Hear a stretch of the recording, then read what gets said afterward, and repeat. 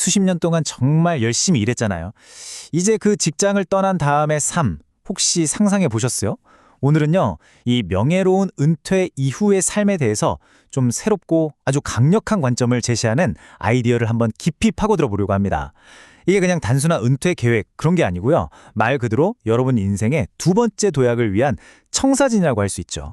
사실 대부분의 은퇴자분들이 딱 이런 막막한 갈림길에 서게 되죠.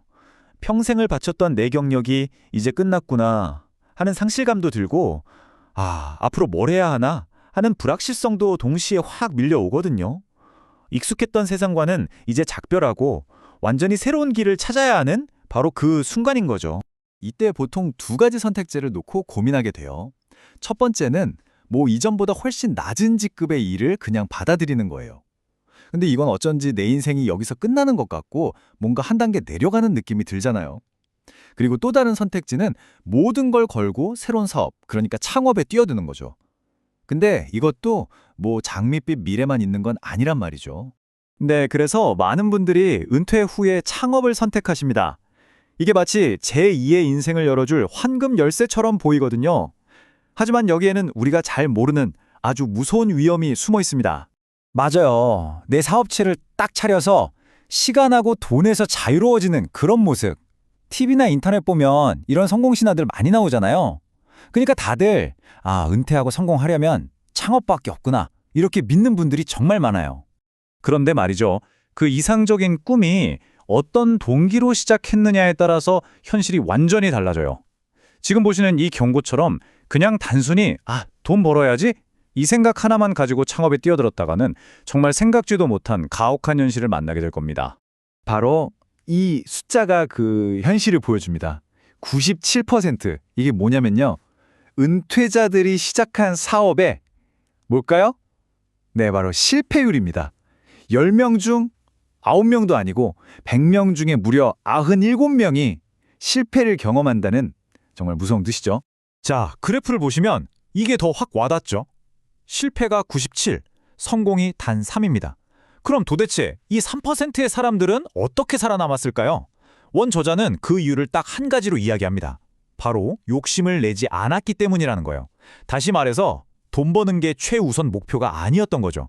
그렇게 단기적인 이익에 흔들리지 않고 진짜 가치를 만드는 데 집중할 수 있었던 사람들, 바로 그들만이 이 엄청난 확률 게임에서 살아남는다는 겁니다. 그럼 어떻게 해야 할까요? 창업도 이렇게 위험하다면 말이죠.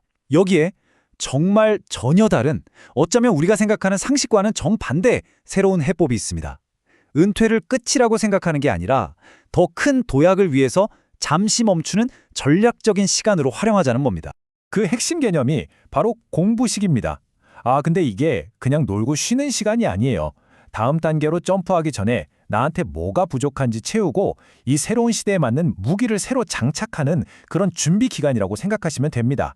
바로 이 문장이 이 모든 접근법의 핵심을 정확히 꿰뚫고 있어요. 사회는 돈 줄 사람을 기다리는 게 아니라 일할 사람을 기다린다는 것. 이게 무슨 말이냐면 돈만 줬지 말고 내가 이 사회에 어떤 가치를 줄 수 있을지 거기에 집중해야 한다는 거죠. 일자리가 그냥 돈벌이 수단이 아니라 내 가치를 보여주는 무대가 되어야 한다는 겁니다. 사회는 바로 그렇게 일할 준비가 된 사람을 기다리고 있다는 거예요. 자, 좋습니다.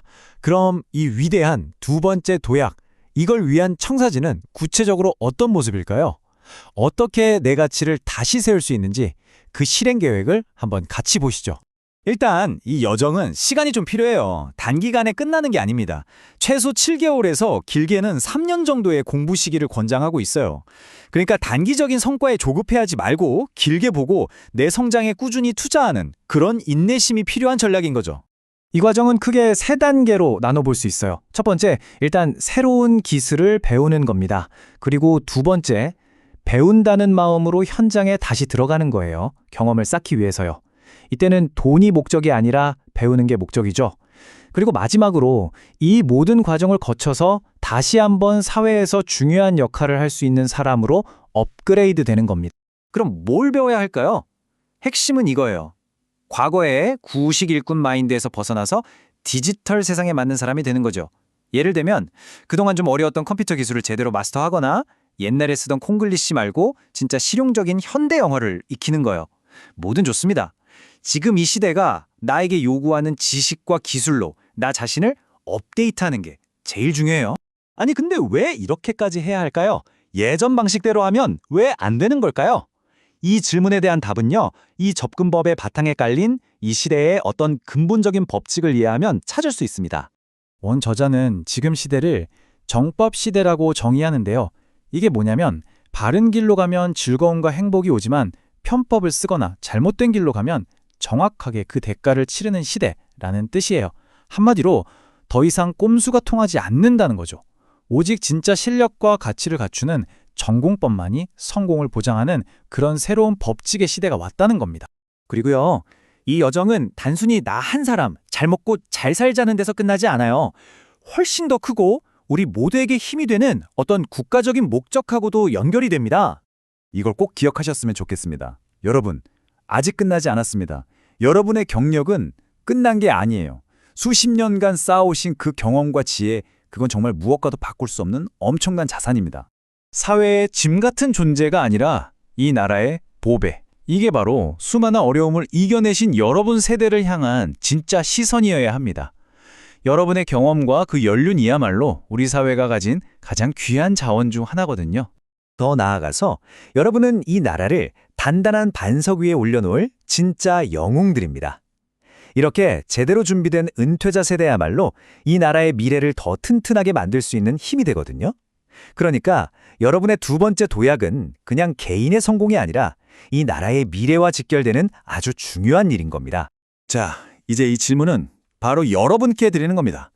여러분의 인생 이망, 그 위대한 두 번째 도약을 위해서 오늘부터 무엇을 준비하시겠습니까?